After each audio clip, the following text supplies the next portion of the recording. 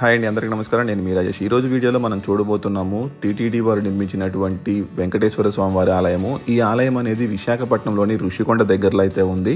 ఈ ఆలయాన్ని 2021 ఆగస్టు 13 అయితే ప్రారంభించడం అయితే జరిగింది.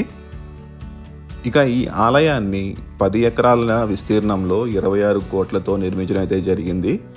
చాలా అందమైన ప్రదేశంలో, అంటే కొండ మీద మనకి వెంకటేశ్వర స్వామి వారు ఇప్పుడు తిరుమలలో ఉన్నారు కదా, సో ఆ ఫీల్ వచ్చేలాగా వీళ్ళు కొండ మీద అయితే నిర్మించడం అయితే జరిగింది. ఈ కొండపై నుంచి మనం చూసినట్లయితే చుట్టూ మనకి ఎదురుగా ఒక బీచ్ అయితే కనబడుతుంది. చుట్టూ పచ్చదనంతో కొండలు అయితే కనబడుతూ ఉంటాయి. చాలా చాలా ఆహ్లాదకరమైన వాతావరణము, అలాగే ఆధ్యాత్మిక భావాన్ని కూడా మనలో అయితే కలుగు చేస్తాయి. ఇదేనండి మనం వెళ్తున్నటువంటి రోడ్డు, అంటే కొండ మీదకి వెళ్తున్నటువంటి రోడ్డు ఇది. సో కొంచెం మనకి తిరుమలకి వెళ్ళిన ఫీలింగ్ అయితే వస్తుంది సో ఈ రోడ్లో వెళ్తూ ఉంటే. అలాగే మనకి ఇక్కడ నడక మార్గం కూడా ఉంది సైడ్లో, అంటే కింద నుంచి మనకి పక్కకు వెళ్ళినట్లయితే మనకి నడక మార్గం కూడా ఉంటుంది. మెట్ల ద్వారా మనం పైకైతే చేరుకోవచ్చు.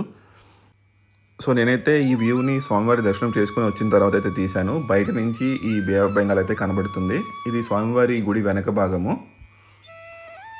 సో ఇక్కడ మనం గమనించినట్లయితే ఈ వెనకాలంతా మనకి పార్కింగ్ అయితే పెట్టారండి వెహికల్స్కి. కింద కూడా పార్కింగ్ అయితే ఉంది. సో చాలా పెద్ద పార్కింగ్ స్పేస్ ఉంది ఇక్కడైతే. సో వెహికల్స్లో వచ్చిన వాళ్ళకైతే నో ప్రాబ్లం.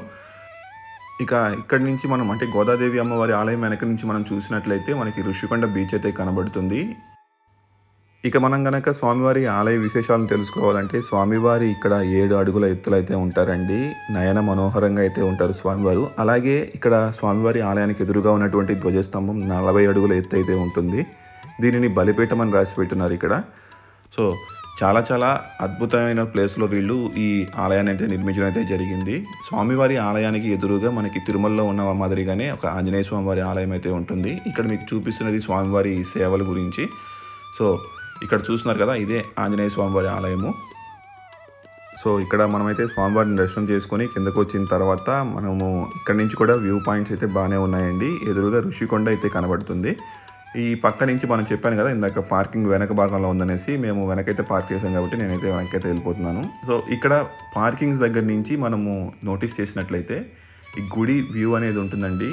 అద్భుతంగా ఉంటుంది, చాలా చాలా అద్భుతంగా ఉంటుంది. ఎవరన్నా వచ్చినప్పుడు వెళ్ళి ఇక్కడ వ్యూని అయితే చూడండి, చాలా చాలా బాగా అనిపిస్తుంది మీకైతే.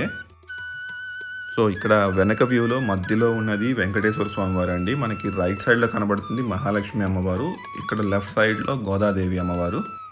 నేను వెళ్ళిన టైంలో జనాలు అయితే బాగానే ఉన్నారండి. నేను వెళ్ళింది ఆల్మోస్ట్ 12 o'clock, గుడి క్లోజింగ్ టైం అది. సో ఆ టైంలో కూడా జనాలు బాగానే ఉన్నారు. ఇక మనకి విశాఖపట్నంలో చూడవలసినటువంటి కొన్ని ప్రదేశాల్లో ఈ టీటీడీ వాళ్ళు నిర్మించినటువంటి ఈ వెంకటేశ్వర స్వామివారి గుడి ఒకటి కూడా నేనైతే చెప్తాను. సో ఇక్కడి నుంచి మనకి ఎదురుగా ఋషికొండ అయితే ఉంటుంది దగ్గరలోనే. సో మనం అక్కడికైతే వెళ్ళిపోదాము.